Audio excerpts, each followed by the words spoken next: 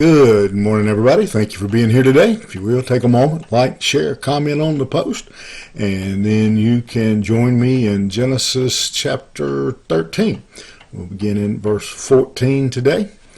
And here we read, says, Then the Lord said to Abram, after Lot had separated from him, Lift up your eyes and look from the place where you are, north, south, east, west.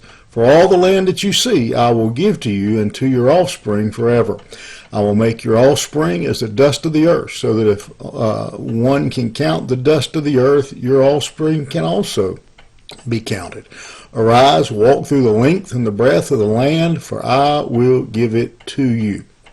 Notice the contrast here of what takes place, of how things happen. Lot was given the same basic direction as Abram here.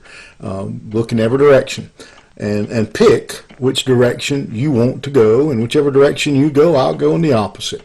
And so Lot looked around and he looked and looked at things as man looks at them, as, let's be honest, as most of us would have looked at them. He looked and he saw that over there it's dry and barren, and over there it's green and lush, and it's a land good for cattle, and I have cattle.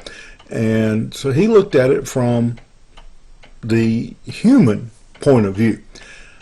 God here in this verse, notice verse 14, how it says, God told Abram, lift up your eyes.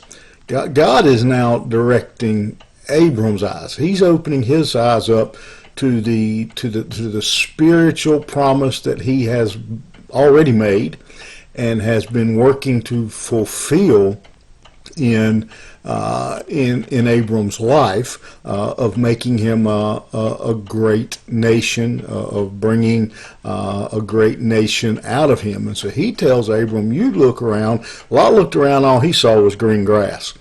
Abram looks around and he sees what God shows him, and great lesson for you and I most of the time, and it's by far the easiest to do, is to look at things. It's what we're accustomed to. It's what we're good at.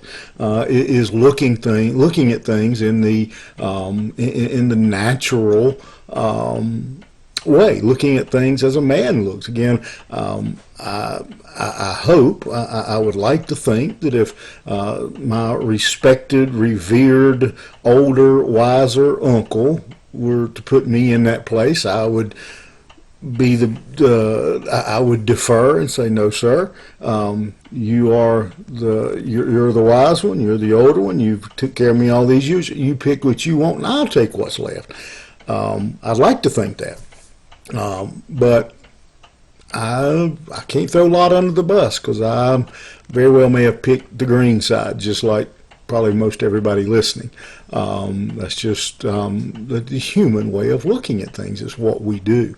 But here we see, and we're reminded to always seek God's perspective.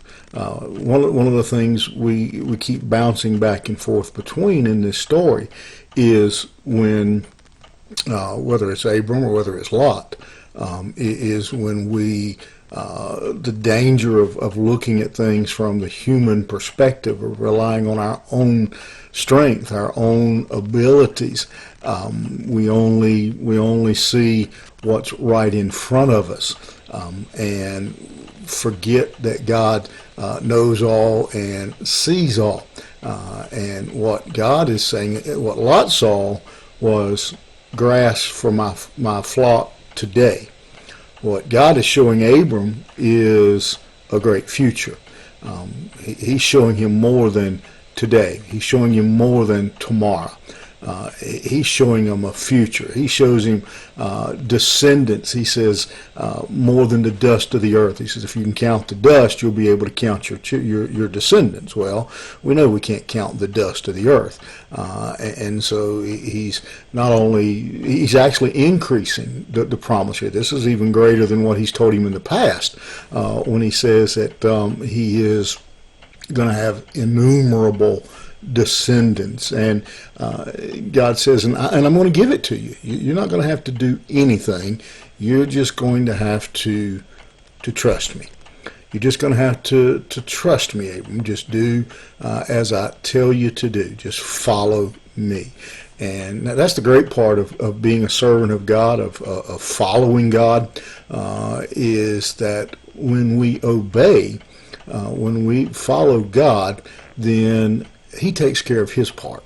Then he does what he honors his promises and honors his word. And so I leave you today with that thought. We can look like Lot. We can look at the physical. We can look at the immediate. We can look at what's right in front of us, or we can think of the eternal. We can think of the spiritual and what God is trying to do in our life and make our decisions. We have to make that choice. You think about it. Have a good day.